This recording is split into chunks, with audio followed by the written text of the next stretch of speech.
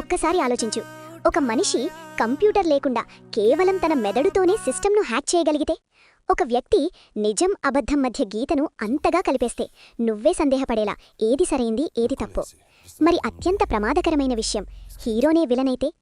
ఈరోజు కథ ఒక సినిమా మాత్రమే కాదు, ఇదొక మైండ్ గేమ్, ఒక సైకలాజికల్ వార్, మరియు ప్రతి మూవ్ వెనుక ఒక గుప్త ఉద్దేశ్యమున్న చెస్ మ్యాచ్. మరియు నమ్ము, నువ్వు చూస్తున్నది అది రియాలిటీ కాదు, ఎందుకంటే ధురంధర్లో నిజం ఎప్పుడూ చివర్లో బయటపడుతుంది. 2. ఈ సినిమా ఎందుకు ప్రత్యేకం? ధురంధర్ ఒక సాధారణ మసాలా సినిమా కాదు, ఇది కథ మాత్రమే కాదు, మైండ్ బ్లోయింగ్ ట్విస్ట్స్ ఫీల్ చేయాలనుకునే వాళ్ల కోసం. ఈ సినిమా ఎందుకు అంతగా సర్చ్ అవుతోంది?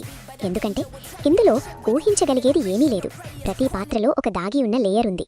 ముఖ్యంగా ఈ సినిమా నిన్ను జడ్జ్ చేయడానికి బలవంతం చేస్తుంది. ఒకవైపు సిస్టమ్, మరొక వైపు ఒక వ్యక్తి, మధ్యలో నిజం అనే మాయ. ఎమోషనల్గా కూడా ఈ సినిమా కనెక్ట్ అవుతుంది, ఎందుకంటే కథ కేవలం క్రైమ్ గురించి కాదు, గుర్తింపు గురించి. నువ్వు ఎవరు? ప్రపంచం చెప్పినదా, లేక నువ్వు దాచుకున్న నిజమా? అందుకే ధురంధర్ కేవలం ఎంటర్టైన్ చెయ్యదు, ఇది అసౌకర్యంగా చేస్తుంది, ఆలోచింపచేస్తుంది. 3. కథ ప్రారంభం. స్పాయిలర్స్ మొదలు. సినిమా ఒక డార్క్, సైలెంట్ సిటీతో మొదలవుతుంది. వర్షం పడుతోంది, బ్యాక్గ్రౌండ్లో ఒకే ఒక శబ్దం, న్యూస్ రిపోర్టర్ వాయిస్.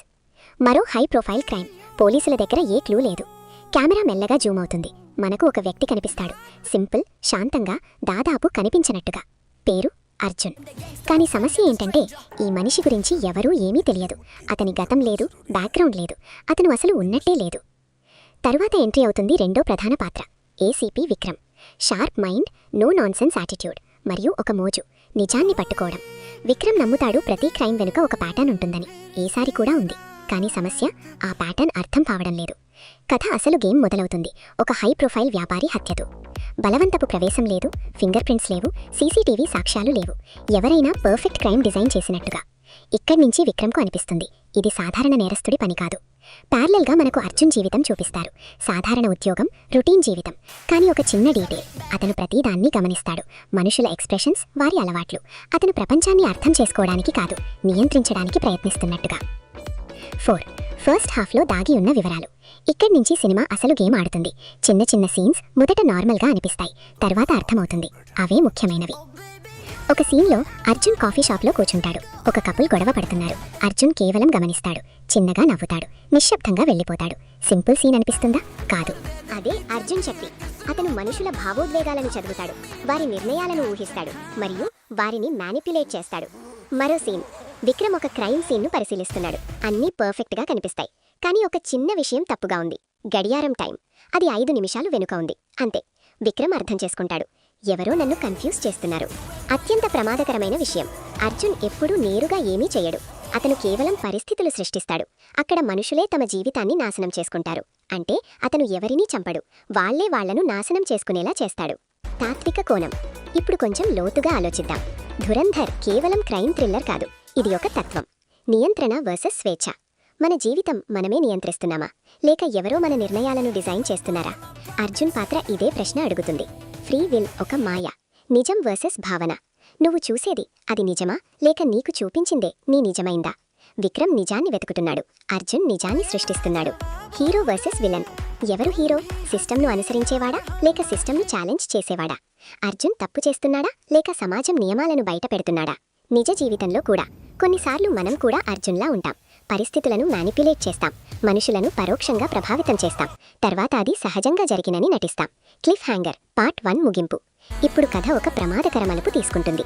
విక్రమ్ చివరకు ఒక లీడ్ను పట్టుకుంటాడు, అన్ని క్లూలు ఒకే వ్యక్తి వైపు చూపిస్తున్నాయి, అర్జున్. ఒక ఇంటెన్స్ ఇంటరోగేషన్ సీన్, రూమ్లో నిశ్శబ్దం. విక్రమ్ వర్సెస్ అర్జున్.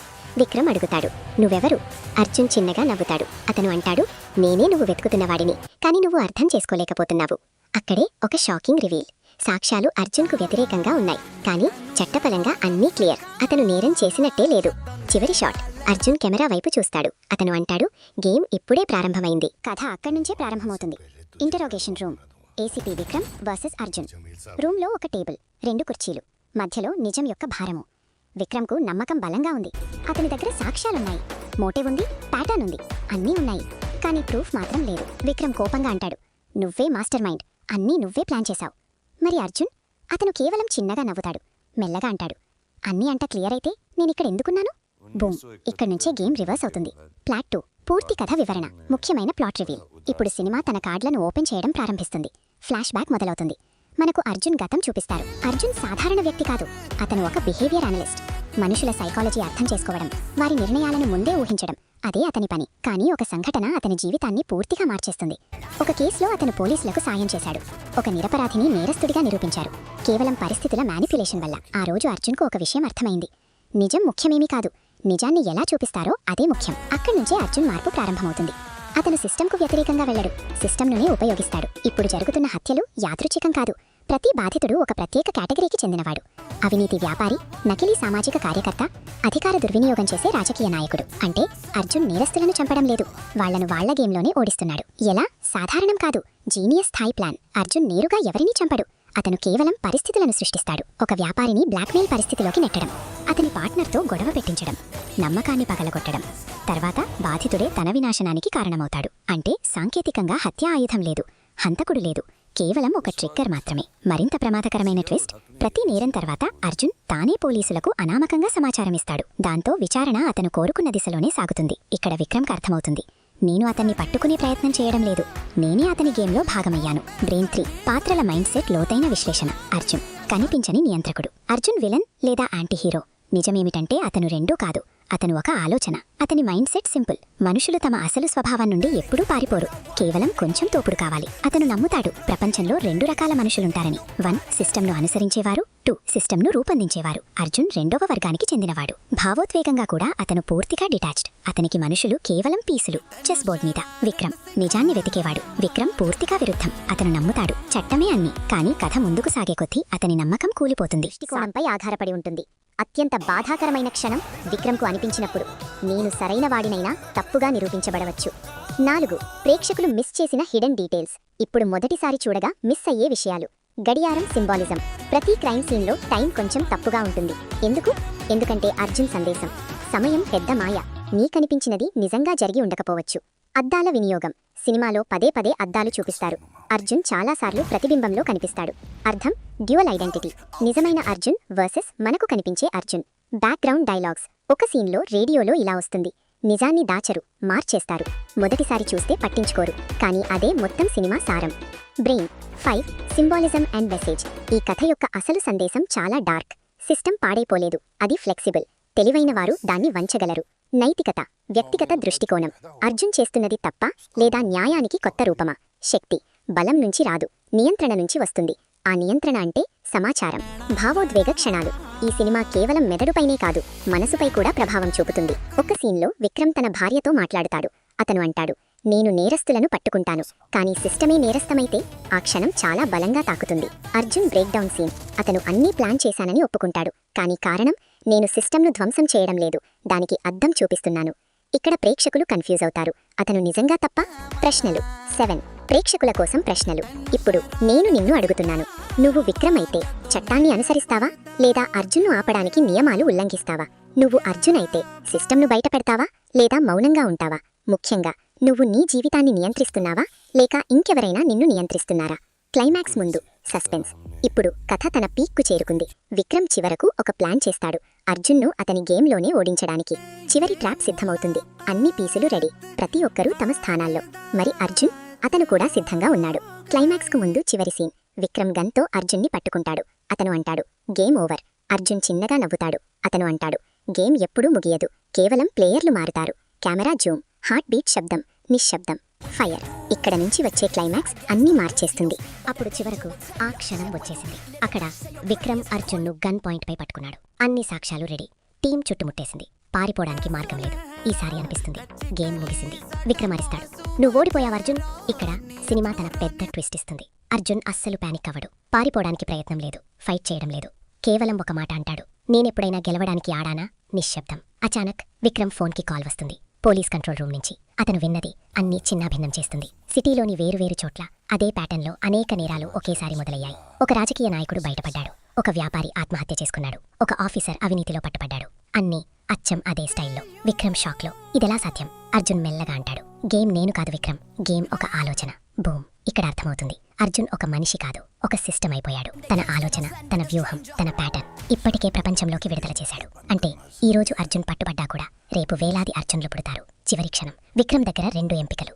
1 అర్జున్ను అరెస్ట్ చేయడం, చట్టాన్ని అనుసరించడం. 2 అతన్ని అక్కడే ముగించడం, గేమ్ను ముగించడం. గన్ ట్రిగ్గర్ సగం వరకు నొక్కబడుతుంది. కెమెరా క్లోజప్, చెమట, హార్ట్ బీట్. అప్పుడు గన్ షాట్, స్క్రీన్ బ్లాక్. కానీ ట్విస్ట్, ఎవరు షూట్ చేశారో చూపించరు. దెన్ మరి ఎండింగ్ అసలు అర్థం. ఇక్కడే అసలు గేమ్ మొదలవుతుంది. ఎండింగ్ అర్థమేమిటి? మొదటి లేయర్, మంచి వస్ చెడు అనే కాన్సెప్ట్ అసలే నకిలీ. విక్రమ్, అర్జున్ ఇద్దరూ తమ దృష్టిలో సరిగ్గానే ఉన్నారు. రెండో లేయర్, సిస్టమ్ వర్సెస్ వ్యక్తి. అర్జున్ సిస్టమ్ను ధ్వంసం చేయడం లేదు, అతను నిరూపిస్తున్నది సిస్టమ్ ఇప్పటికే పాడైపోయింది, కానీ ప్రజలు చూడడం లేదు. మూడో మరియు బలమైన లేయర్, ఆలోచనలను చంపలేరు. మనిషిని చంపవచ్చు, కానీ అతని ఆలోచనను అసాధ్యం. అందుకే ఎండింగ్ ఓపెన్గా వదిలారు, ఎందుకంటే గేమ్ ఇంకా కొనసాగుతోంది. మరి ఒక అర్థం, ఆల్టర్నేట్ ఇంటర్ప్రిటేషన్. ఇప్పుడు ఇంకో కోణం నుంచి ఆలోచించండి. అర్జున్ అసలు ఉన్నాడా? అవును, ఆలోచించండి. ఏమో, అర్జున్ అనేది విక్రమ్ యొక్క చీకటి వైపు కావచ్చు. మొత్తం సినిమాలో విక్రమ్ మాత్రమే అతన్ని లోతుగా అర్థం చేసుకుంటాడు. అతని మూవ్స్ను కూడా విక్రమ్ మాత్రమే ఊహిస్తాడు. చివర్లో నిర్ణయం కూడా విక్రమ్దే. అంటే అర్జున్ ఈక్వల్ సిస్టంపై విక్రమ్ లోపల దాచుకున్న కోపం. వాస్తవాన్ని నియంత్రిస్తారు. అర్జున్ అదే చేశాడు. 5 జీవిత పాఠాలు. ఈ సినిమా మనకు ఏమి నేర్పుతుంది? 1 కనిపించే ప్రతిదాన్ని నమ్మవద్దు, వాస్తవం ఎప్పుడూ పలు స్థాయిల్లో ఉంటుంది. 2 భావోద్వేగాలు బలహీనత కూడా బలం కూడా. అర్జున్ భావోద్వేగాలను ఉపయోగిస్తాడు, విక్రమ్ వాటిని అనుభవిస్తాడు. 3 సిస్టమ్ పర్ఫెక్ట్ కాదు, అంధంగా అనుసరించడం ప్రమాదకరం. 4 నైతికత లేకుండా తెలివి ఈక్వల్ టు వినాశనం. తెలివి మాత్రమే సరిపోదు, సరైనదిగా ఉండడం కూడా ముఖ్యం. 5 మీ ఆలోచనలను ప్రశ్నించండి, ఎందుకంటే కొన్నిసార్లు మనమే ఇంకెవరి గేమ్లో భాగమై ఉంటాం. 6 ఈ సినిమా ఎందుకు మర్చిపోలేం? ఇది కేవలం సినిమా కాదు, ఒక అనుభవం. మర్చిపోలేనిది ఎందుకంటే ఇది కేవలం ఎంటర్టైన్ చేయదు, ఇది నిన్ను ఛాలెంజ్ చేస్తుంది. ఇది సమాధానాలు ఇవ్వదు, ప్రశ్నలు వేస్తుంది. ముఖ్యంగా ఇది నీ మనస్సులో ముగియదు. సినిమా ముగిసిన తర్వాత కూడా నువ్వు ఆలోచిస్తూనే ఉంటావు, అర్జున్ సరైనవాడా, విక్రమ్ బలహీనుడా, నేను మ్యానిప్యులేట్ అవుతానా? ఒక సినిమా నిన్ను ఇంతగా ఆలోచింపచేస్తే అది సినిమా కాదు, ప్రభావం. 6 చూడటానికి విలువ ఉందా? సింపుల్ సమాధానం ఈక్వల్ టు 100% అవును. నీకు ఇష్టమైతే mind bending thrillers, psychological games, dark philosophies అయితే ఇది నీకోసం పర్ఫెక్ట్. కానీ ఒక హెచ్చరిక, ఇది అందరికీ కాదు. నువ్వు కేవలం టైం పాస్ కోసం చూస్తే ఇది హెవీగా అనిపించవచ్చు, కానీ నువ్వు ఆలోచించాలని, అనుభూతి చెందాలని, గందగోళానికి లోనవ్వాలని కోరుకుంటే ఇది ఒక మాస్టర్ పీస్. ఇప్పుడు నేను నిన్ను అడుగుతున్నాను, గన్ షాట్ తర్వాత ఏమైంది? విక్రమ్ అర్జున్ని చంపాడా, లేక అర్జున్ అప్పటికే గెలిచాడా, లేదా గేమ్ ఇంకా కొనసాగుతోందా? కామెంట్స్లో నీ థియరీ తప్పకుండా రాయి, నేను అన్నీ చదువుతాను. ఇలాంటి డీప్ స్టోరీ టెల్లింగ్ నచ్చితే లైక్ చేయండి, షేర్ చేయండి, సబ్స్క్రైబ్ చేయండి. ఎందుకంటే ఇక్కడ మనం కేవలం సినిమాలు కాదు, వాటి వెనక దాగి ఉన్న నిజాన్ని డీకోడ్ చేస్తాం. మర్చిపోకు, గేమ్ ఎప్పుడూ ముగియదు, నువ్వు కంట్రోల్లో ఉన్నట్టు మాత్రమే అనిపిస్తుంది.